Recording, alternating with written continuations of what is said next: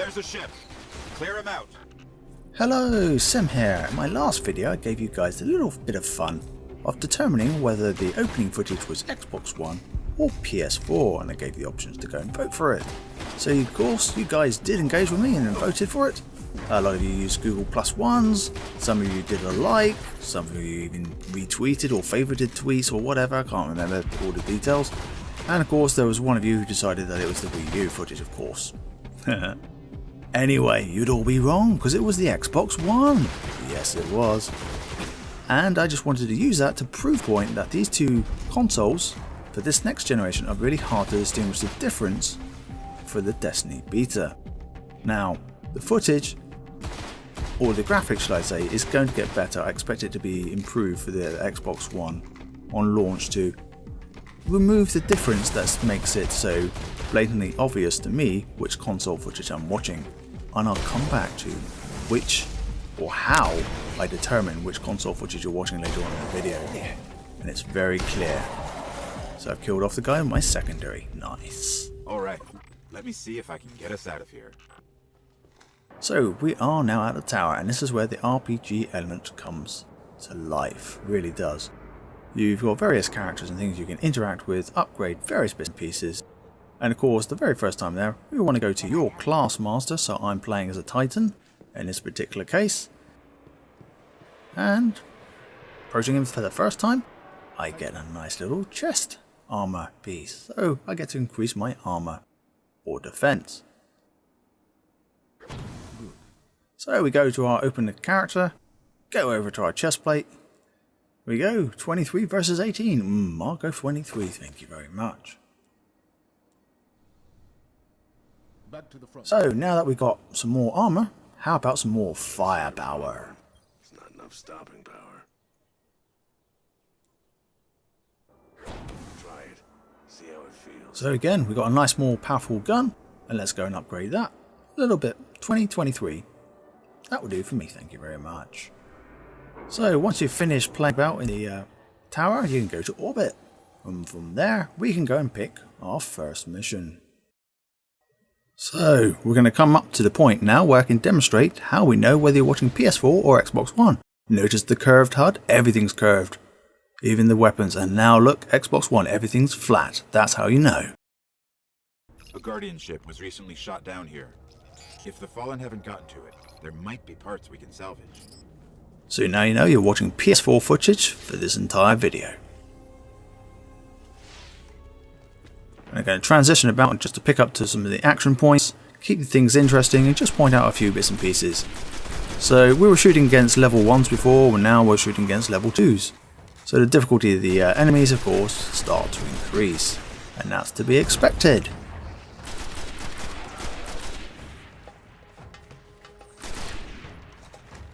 Ah, nice.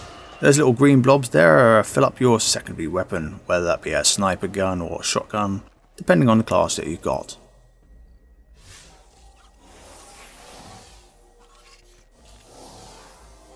The ship's avionics are completely catatonic, but I can call their last transmission. They managed to restore an information hub here, down in the tunnels below. We should check it out. Now normally in the story mode you've got a series of waypoints. The ghost goes and finds something, you activate it, and normally you have to defend against an onslaught of enemies. That's certainly the pattern that sort of tends to happen later on. Of course, it gets a bit more challenging. But to start off with, it's nice and easy. Grenade time, I think. Lovely. So I am going to sort of like not play it the entire blimmin' story in front of you because it would make it really boring. And I want to keep the sort of action and pace going and trying to make things still interesting and engaging for those of you who haven't had the experience of being lucky enough to play Destiny. So, one of the things to keep an eye out for is loot. Yes, you get all sorts of things, whether it's sort of money or armor or that sort of thing. Bad news. It's already in Fallen hands. So, when if you die, you can respawn very easily and just continue on fighting the enemies. I hope you're ready for this. But right here, we're in classic single player game mode. If I die at this point, I restart at this point and face all the enemies again.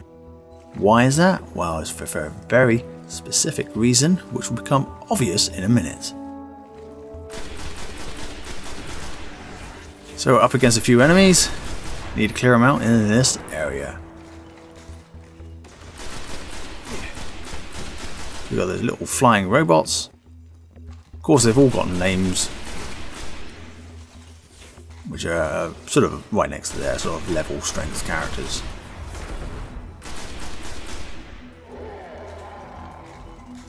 And here we go. We're against the good old boss, indicated by that yellow. So this is why there's no respawn section, because you've got to, you know, kill off the ultimate enemy.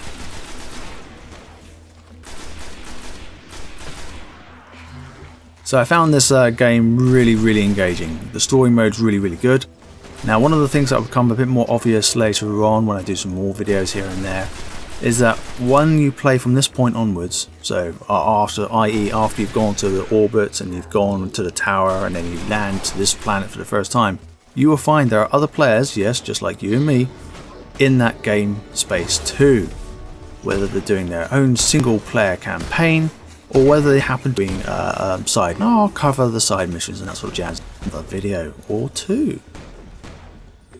So I'm playing with a Titan. In this particular case, I have the shotgun as my secondary, and if I can remember the name of the other class I played on the Xbox One, which I can't, this precise second, I had the good old sniper gun as my secondary, which is a very nice little gun.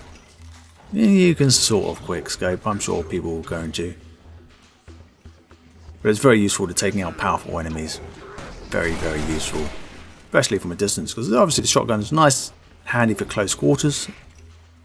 But this little so-and-so is awkward with his little explosives.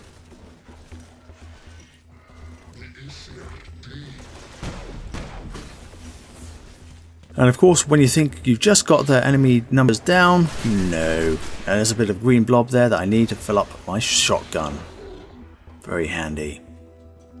And you can see sort of the colour coding next to the guns there. So you can see the green, so that's for my prior or secondary for my shotgun. And that's the ammo. So when you see the little green sort of like blobs, I'll call them blobs, that's what you use to fill up your shotguns. The little white blobs that you see on the thing help you level up and recharge your grenade. You can see the recharge grenade on the left hand side, or grenade symbol even. So yeah, that's really handy. There's heavy weapons later on, but we'll come to that in a later video. So you can see right there I was doing more damage with my primary because I could see 22s and stuff popping up. Where the shotgun was, I did a new mistake there and hadn't reloaded. I was getting 22 damage off the big baddie, the boss, and I'm just really running around here at the moment, trying to be a bit careful with not dying too much. So I'm getting nice 22s, but when I go use the shotguns, I seem to get less damage, which I'm sure isn't quite right.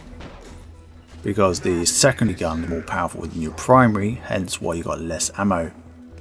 But there we go for that, and of course there's another enemy that just threw me. I thought, oh bugger, I've got to deal with this enemy first, because that was my whole game plan out. But luckily he dropped a load of green grenade, not grenade, but shotgun ammo, and I've gone red there, single health, and I've got to run away and recharge pretty damn quick, because otherwise I'm going to die and have to start from scratch. Now I just happened to find myself in a new area. Of course we're playing RPG sort of land, so I'm looking for a quick bit of loot to see if there is any loot, and then going, nah, there's not any. I'm going to go back to the main fight. Of course that's drawn out a couple of the other enemy characters, and that's nice and handy for me, because that means that I can just go and start taking them out, whip out my shotgun and get rid of them. Just like that. Nice.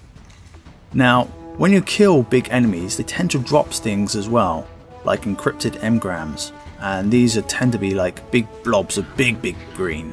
And you'll see that later on, because I do pick up one, which allows you, when you go back to the tower, to go and find the decipher person, who will then effectively turn it from a blueprint effectively into an actual real piece of armor. And here I nearly die. I'm on that single red bar, and I just go for it and go and kill him. And there we go. So there's that big blob of green that's just dropped down. There, it's just there. Just collect it up. You just killed an Archon. This could cripple the Fallen. And we got a warp drive. I have to get you to the speaker. So I hope you guys found this entertaining and interesting. Until next time, this has been Sim.